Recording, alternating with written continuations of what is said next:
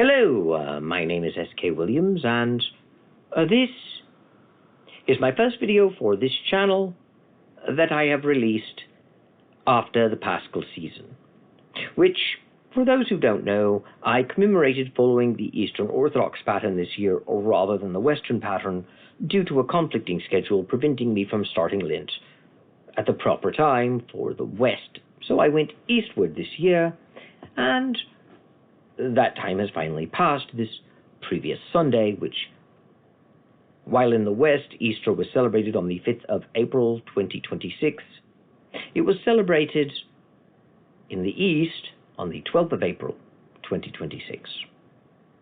Though I did have to attend a divine liturgy.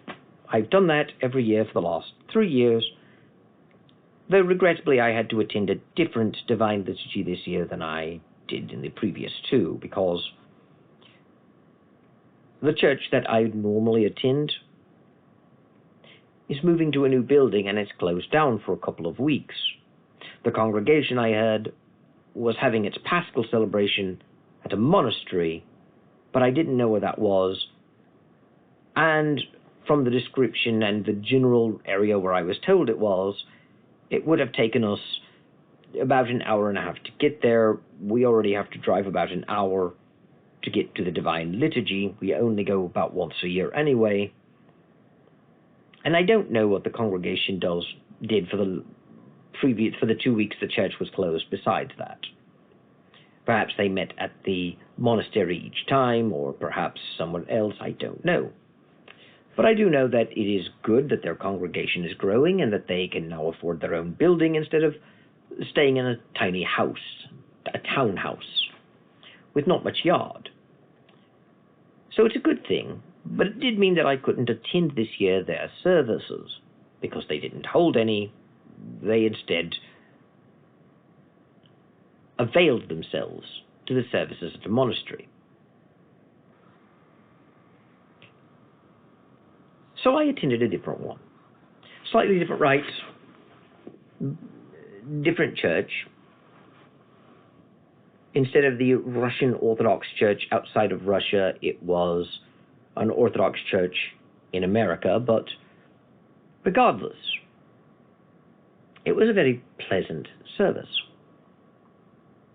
Now, I should note that my final Lenten reflection for my new channel was not released on time, and it will be released this week. And I don't truly consider the Paschal season over because I haven't had a family dinner to commemorate it on either Easter or on Pascha. And we've arranged to do so on Friday. Now, for me, the fast is over. I can eat cheese again. I'm a vegetarian, so giving up meat is pretty meaningless. But I won't consider the Paschal season over until the Friday, so it's not that big of a deal. Though it is regrettable that I didn't load it on time, I simply left it at my house when I went back into town and gained internet access. But with all that said, I shall load it late, but it is what it is.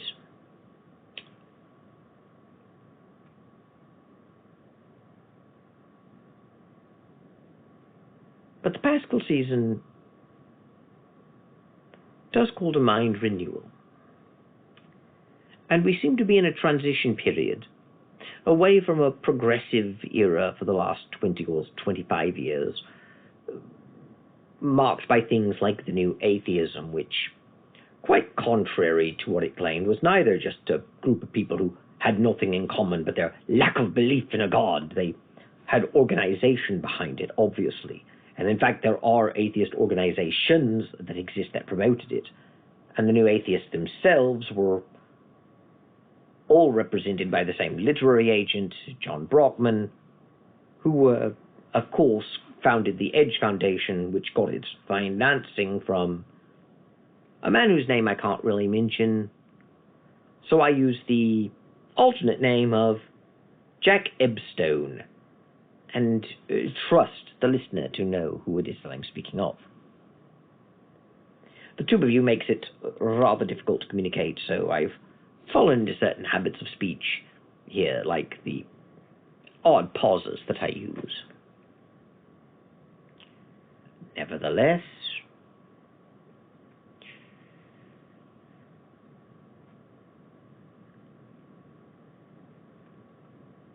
the progressive era burned itself out, which was predictable.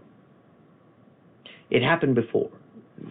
For some reason, progressives always think when they bring up the progressive ideas and start capturing the public imagination and institutions that this is some unique moment in history for the first time ever. And it's really not. This happened in the mid-19th century, the late 19th century, the 1920s. That's where we got the flappers from, and the 1960s. This happens periodically. And the progressive movement always ends up burning itself out and regressing. But we never go truly back. It's not quite the pendulum swing that we say. There is a resurgence of what we call conservatism or right-wing thought. And it is based on certain principles that don't seem to change, or at least not much over time. But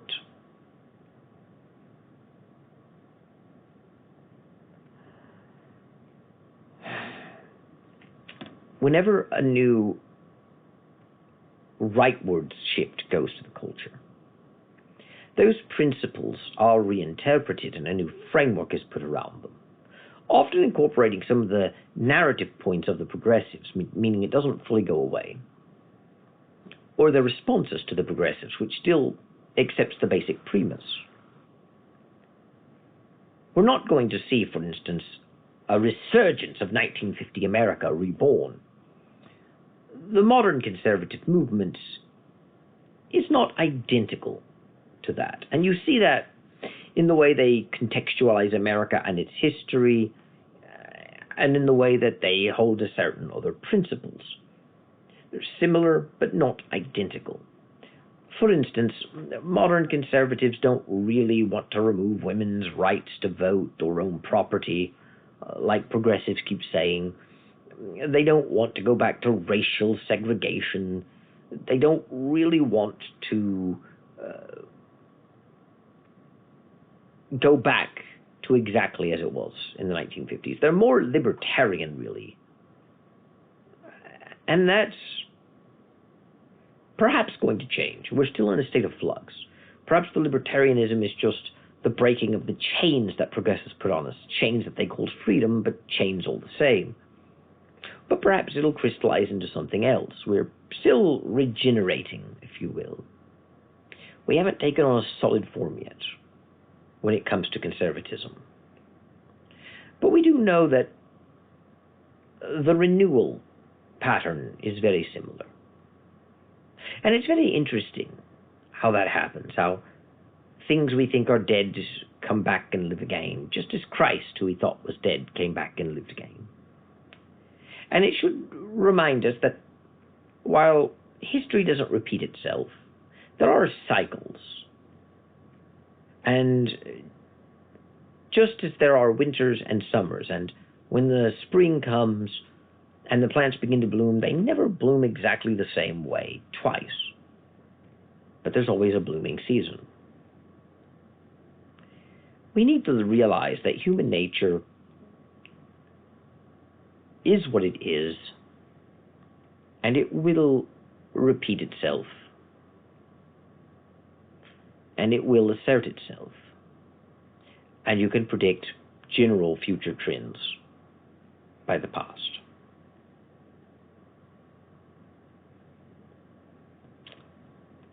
I don't have much else to say, so I shall take my leave of you now. Thank you, God bless, and goodbye.